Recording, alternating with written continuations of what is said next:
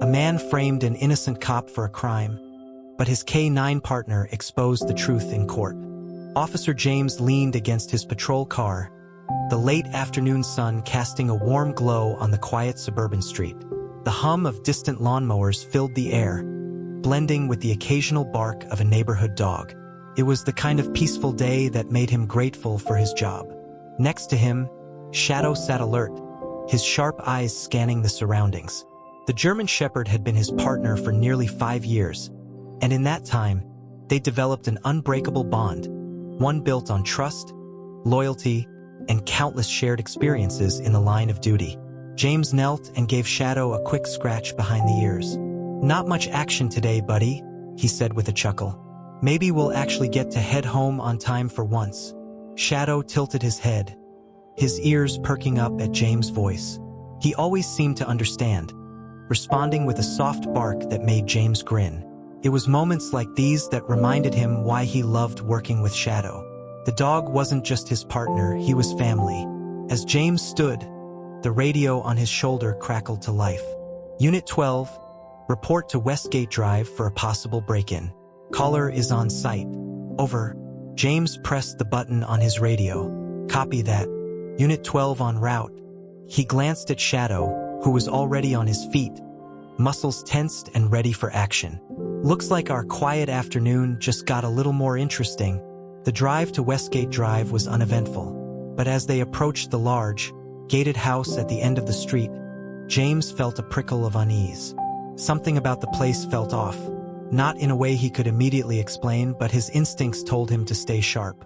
Shadow seemed to feel it too, his body tense as they pulled into the driveway. A man in an expensive suit stood near the front steps, his face a carefully composed mask of concern. His slicked-back hair and polished demeanor gave him an air of authority, but there was something about his eyes, sharp and calculating, that put James on edge. "Officer," the man said, extending a hand as James stepped out of the car. "Thank you for coming so quickly. I'm Victor Crane. This is my property." James shook his hand, noting the firm grip. "Mr. Crane, can you tell me what happened here?" Victor nodded, gesturing toward the house. "I arrived home about an hour ago and found the front door ajar. When I went inside, I noticed my safe had been broken into, important documents gone. I'm certain this was planned, and I have reason to believe it was an inside job." James arched an eyebrow. "An inside job? Do you have someone in mind?" Victor's eyes flicked toward Shadow, then back to James. His voice lowered, taking on a conspiratorial tone. "I'm afraid it's more serious than that, officer. I didn't want to believe it at first, but I think it might be one of your own. I have surveillance footage that points directly to you." The world seemed to tilt for a moment, and James stared at Victor in disbelief. "What are you talking about?" Victor pulled out his phone and tapped the screen a few times before holding it out for James to see. The grainy footage showed a man in a police uniform entering the house, his face partially obscured by a shadow. James leaned in, his heart pounding. The figure in the video had a similar build to his own, and though the footage wasn't clear, it was damning enough to raise suspicion.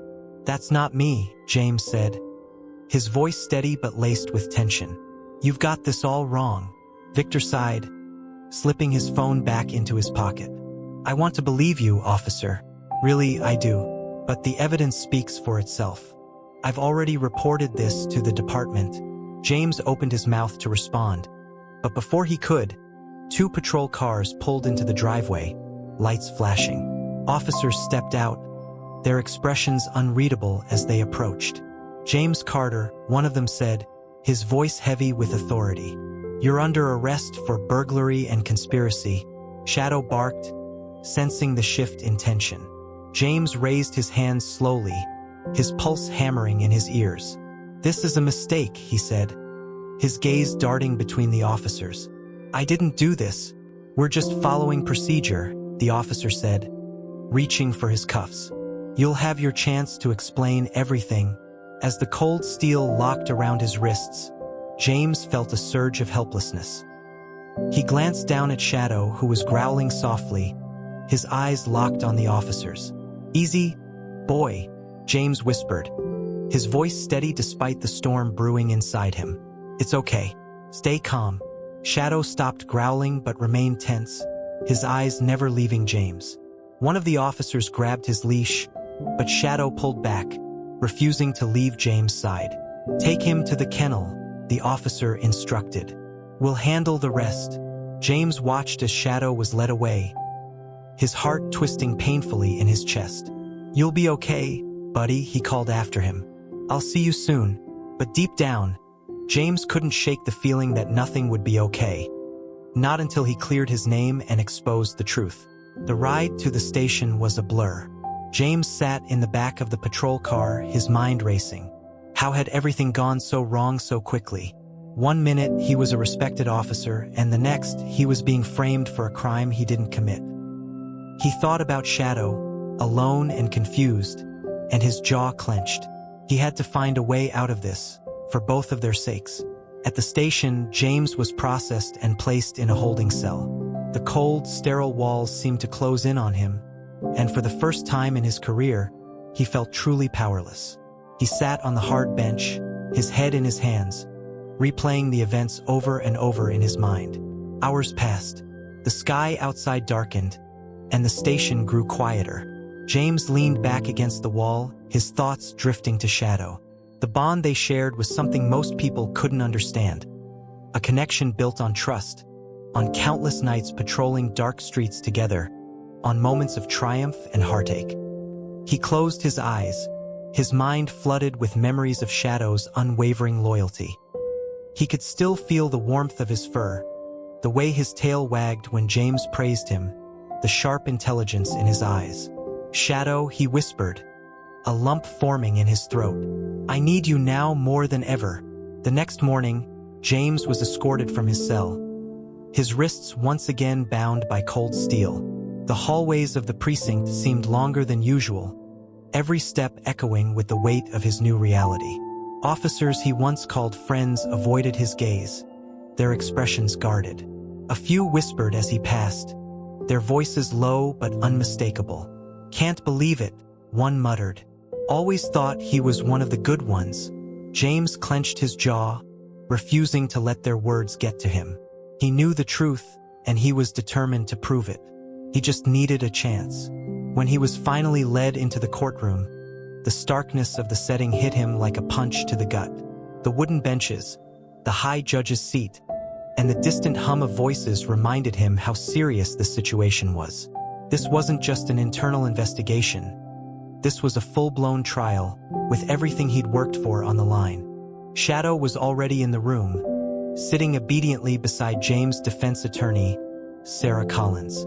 His eyes lit up the moment he saw James, his tail thumping against the floor in excitement. For the first time in what felt like forever, James allowed himself a small smile.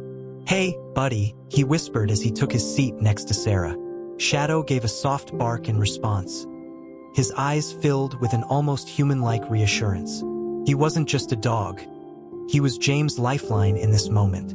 Sarah leaned in, her voice low but firm. "We've got a fight ahead of us, but I believe in you, and I believe in Shadow. Trust me. We'll get through this." James nodded, his confidence bolstered by her determination. He'd worked with Sarah before, and if anyone could expose the truth, it was her. Still, the stakes were higher than ever, and he knew Victor Crane wouldn't go down without a fight. The trial began with the prosecution presenting their case. The grainy surveillance footage was played for the jury, and murmurs filled the courtroom. To an untrained eye, it seemed damning. A man in a police uniform, breaking into Victor's house, opening the safe and disappearing into the night. But James knew better. He watched every second of the footage, his eyes narrowing as he analyzed the details. There was something off about the way the figure moved, something almost deliberate, as though he was putting on a show for the camera. "That's not me," James whispered to Sarah. "Look at his walk. He's too stiff, too exaggerated." Sarah nodded, jotting down notes. "I see it. We'll bring it up when it's our turn." The prosecution continued, parading witnesses who claimed to have seen James near the scene of the crime. Each testimony felt like another nail in the coffin, and James' heart sank with every word. Victor sat smugly in the front row, his arms crossed, his expression calm and confident. He was a man who believed he'd already won. But Shadow wasn't fooled. Throughout the testimonies, the dog remained on high alert, his eyes never leaving Victor. He sniffed the air, his body tense, his instincts screaming that something was wrong. James noticed it too and couldn't help but wonder if Shadow knew more than they did. Finally, it was Sarah's turn. She stood, her presence commanding as she addressed the court. "Ladies and gentlemen of the jury," she began, her voice steady and clear, "what we have here is not a case of an officer gone rogue. It's a case of deception, manipulation, and a carefully orchestrated plan to frame an innocent man. And we're going to prove it." She called her first witness, a forensic video analyst who specialized in detecting doctored footage. He explained the subtle signs of tampering in the surveillance video. The unnatural lighting, the inconsistent shadows, the slight time skips that suggested the footage had been edited. The jury leaned in, their interest peaked. For the first time, the tide seemed to turn in James' favor. Next, Sarah introduced a key piece of evidence, the very police uniform worn by the figure in the video. It had been found discarded in a dumpster near the crime scene, and DNA tests were inconclusive. But Shadow had been trained for moments like this. "Your Honor," Sarah said, "I'd like to request permission to allow Shadow to inspect this evidence." The judge raised an eyebrow. "And what do you hope to accomplish, Ms. Collins?" Shadow is a highly trained K-9 officer with a perfect record in detecting sense. If there's anything unusual about this uniform, he'll find it, the judge considered for a moment before nodding. "Proceed." The bailiff brought the uniform forward, placing it on the ground in front of Shadow. The dog sniffed it carefully, his nose twitching as he worked. For a moment, nothing happened. Then suddenly Shadow's ears perked up. He barked once, sharply, then turned his head toward Victor, his eyes locked onto him like a laser. The courtroom fell silent. Sarah didn't miss a beat. "Thank you, Shadow," she said, her voice calm but triumphant. "Ladies and gentlemen, it seems our K-9 officer has found something, or someone of interest." Victor shifted in his seat, his confident facade beginning to crack. He glanced around, his eyes darting like a trapped animal. James could see the panic in his expression, the realization that his carefully constructed plan was starting to unravel. "Mr. Crane," Sarah said, turning to him with a steely gaze, "perhaps you'd like to explain why Shadow seems to recognize your scent on this uniform?" Victor cleared his throat, his voice faltering for the first time. I have no idea. That's ridiculous." Sarah smiled, her eyes never leaving him. "Ridiculous, perhaps, but it's also highly suspicious." She let the words hang in the air, giving them time to sink in. The jury exchanged glances, their expressions shifting from doubt to curiosity. The tide had turned, and Victor knew it. But Sarah wasn't done.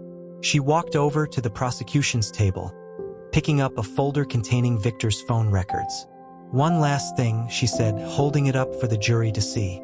"These records show that Mr. Crane made a series of calls to an unknown number in the days leading up to the break-in. Calls that coincidentally stopped the day after the supposed robbery." Victor's face turned pale. "Coincidence?" Sarah asked, her voice dripping with skepticism. "Or coordination?" The tension in the courtroom was almost tangible, thick and suffocating like a storm about to break. Victor shifted uncomfortably in his chair, his carefully composed mask cracking under the pressure. Shadow's bark still echoed in James' mind, a signal that they were closer to the truth than ever before. Victor glanced at the jury, his eyes darting from face to face as if searching for an escape. But there was no escape. The courtroom was a closed box, and the walls were closing in on him. Sarah's voice sliced through the heavy silence like a blade. "Mr. Crane, perhaps you can enlighten us. Who were you calling in the days leading up to the alleged break-in?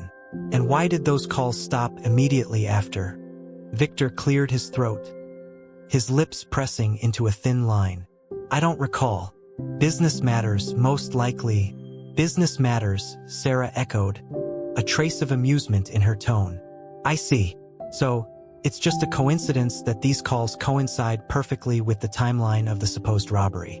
And it's also a coincidence that Shadow, a highly trained K-9 officer, has identified your scent on the very uniform worn by the alleged perpetrator. Victor opened his mouth to respond, but Sarah raised a hand, cutting him off. Don't worry, Mr. Crane. We'll get to the bottom of it. The judge leaned forward, his gaze sharp. Ms. Collins, do you have evidence to suggest that Mr. Crane was involved in this crime? Sarah's eyes gleamed with the confidence of someone holding all the cards. Your Honor, not only do I have evidence, but I believe Mr. Crane orchestrated this entire setup to frame Officer Carter and deflect attention from his own activities. A collective gasp rippled through the courtroom. The murmurs grew louder, people leaning forward in their seats, eager to hear what came next. Victor's composure crumbled further. Beads of sweat formed on his forehead, and his breathing grew shallow. For the first time, James saw fear in the man's eyes, a realization that his scheme was collapsing around him. Sarah stepped back to the table, retrieving a small flash drive. This, Your Honor, is the real surveillance footage from Mr. Crane's security system. The footage that wasn't doctored. The judge gestured for the bailiff to take the flash drive and play it. The courtroom grew silent once more as the screen flickered to life. The jury watched intently, their eyes fixed on the footage. The first few seconds showed nothing unusual. A quiet house, the front door locked. Then, the figure in the police uniform appeared again. This time, the footage was crystal clear. The man's face was visible, and it wasn't James. The camera zoomed in, revealing a close-up of the man's features. He was younger, with short dark hair and a thin build, completely different from James. But what caught everyone's attention was the man's interaction with Victor. The two exchanged a brief handshake before the man entered the house. A sharp intake of breath could be heard from the jury box. It was undeniable proof that Victor had not only staged the robbery but had been directly involved. Sarah crossed her arms, her expression calm and satisfied. Well, Mr. Crane, it appears that the truth has finally come to light. Victor stood abruptly, his chair scraping loudly against the floor. This is ridiculous, he shouted, his voice cracking. I've been set up. The judge banged his gavel, restoring order. Mr. Crane, I advise you to sit down and remain silent. Victor's shoulders slumped, his bravado evaporating. He sank back into his seat, his face pale and drawn. The judge turned to Sarah. Ms. Collins, do you have any final remarks before we proceed? Sarah nodded, her voice firm. Your Honor, I believe we've demonstrated that Officer James Carter was not only innocent, but the victim of a calculated and malicious scheme. I request that all charges against him be dropped immediately. The judge nodded thoughtfully. I've seen enough. Officer Carter, please rise. James stood, his heart pounding in his chest. He glanced down at Shadow, who sat faithfully at his side, his eyes never leaving James' face. Officer Carter, the judge said, his tone measured, it is clear that you have been the target of a serious injustice. All charges against you are hereby dismissed. You are free to go. The courtroom erupted into applause. James exhaled, the weight of the world lifting from his shoulders. He reached down to scratch Shadow behind the ears, his voice filled with emotion. We did it, buddy. We did it. But the celebration was short-lived. Victor, realizing there was no way out, made one last desperate move. He lunged toward the courtroom door, his eyes wild with panic. Shadow was faster. In a split second, he was on his feet, muscles coiled like a spring. With a powerful leap, he intercepted Victor, knocking him to the ground. Victor struggled, but Shadow held him in place, his teeth bared in a low, warning growl. The bailiffs rushed in, handcuffing Victor and hauling him to his feet. His defiance had vanished, replaced by a hollow, defeated look. As they dragged him away, Sarah turned to James, a triumphant smile on her face. I told you we'd get through this. James nodded, his throat tight with emotion. Thank you, Sarah. I don't know how I'll ever repay you. You don't have to, she said. But you might want to give Shadow an extra treat or two. James laughed, the first genuine laugh in days. Oh, don't worry. He's getting a steak dinner tonight. Shadow wagged his tail, his eyes gleaming with happiness. He didn't need words to understand what was being said. He'd done his job, and he'd done it well. Outside the courtroom, a crowd had gathered. Reporters swarmed, their cameras flashing as James and Shadow stepped into the sunlight. Questions flew at them from every direction, but James ignored them, focusing only on the moment. Shadow trotted beside him, his head held high. He wasn't just a dog, he was a hero. And together, they had faced the darkest of moments and come out stronger on the other side. James stopped for a moment, crouching down to meet Shadow's gaze. "I couldn't have done it without you," he whispered. "You're the real hero here." Shadow licked his face, his tail wagging furiously. It was a simple gesture, but it spoke volumes. A promise that no matter what happened, they'd always have each other. As they walked away, the crowd parting around them, James knew one thing for certain. Justice had been served, and it had been served by the most loyal partner he'd ever known. The ride home was peaceful, but the weight of everything that had happened still lingered in the air. James kept one hand on the steering wheel, the other resting gently on Shadow's back. The dog lay in the passenger seat, his head tilted just enough to keep James within his view, as though making sure his partner was really okay.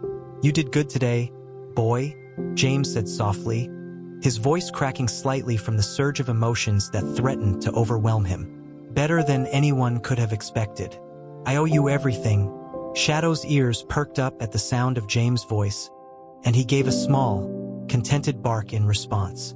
To anyone else, it might have sounded like just a noise, but James knew better. It was Shadow's way of saying, "We're in this together." The streets rolled by in a blur of familiar sights, places James had driven past countless times during his patrols. But today, everything looked different. Every tree, every house, every lamppost seemed brighter, sharper. He'd taken so much for granted, and now the simple act of driving home felt like a gift.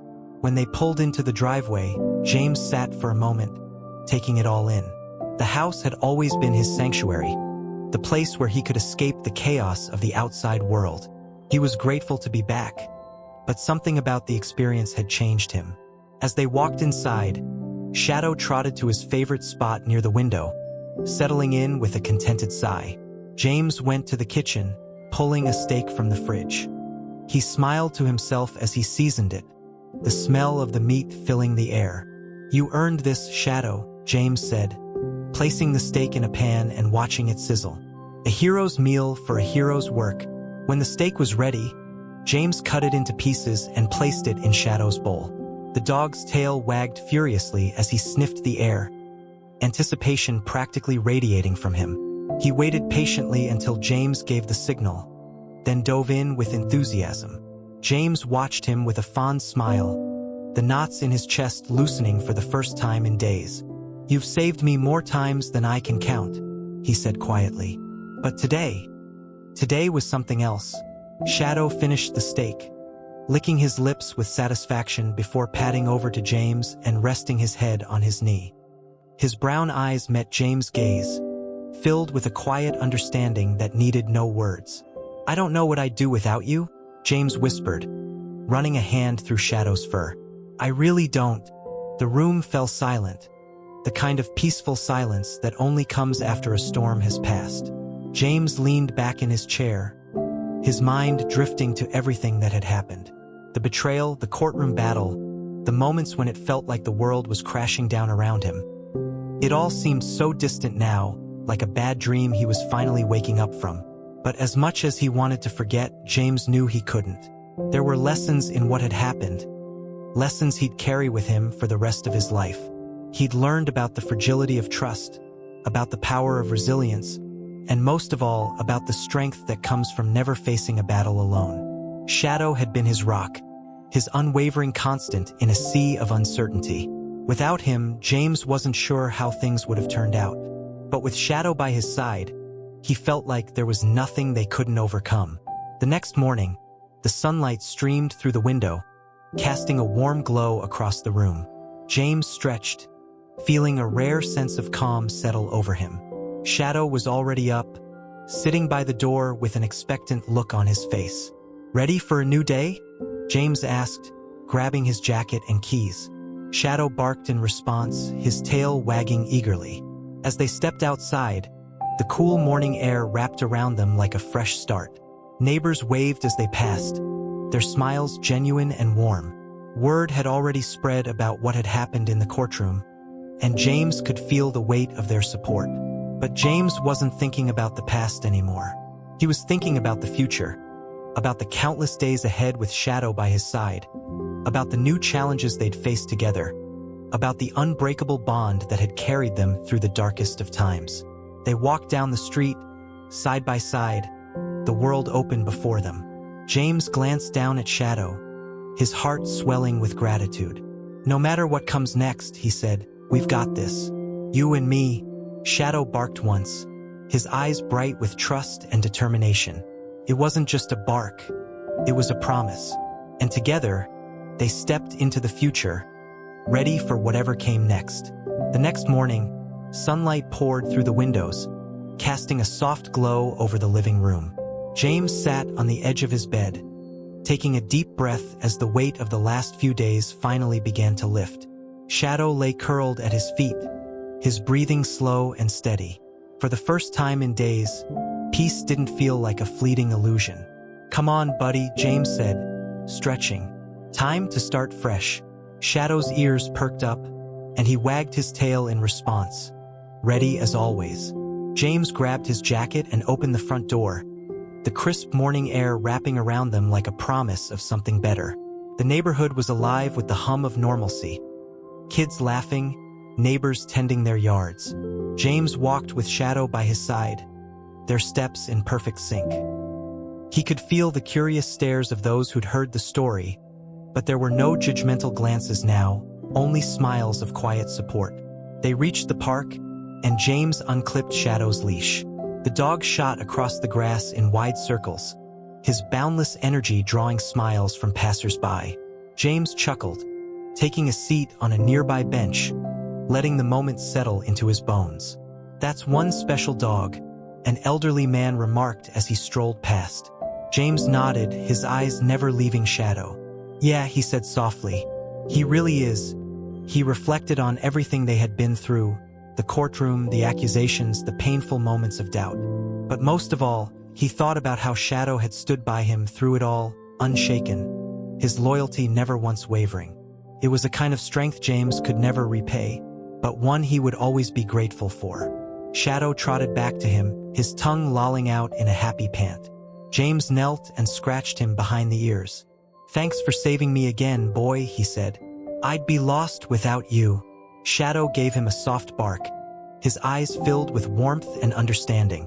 To anyone else, it would have been a simple sound, but James knew it was a promise, a vow that they would always face whatever came next together.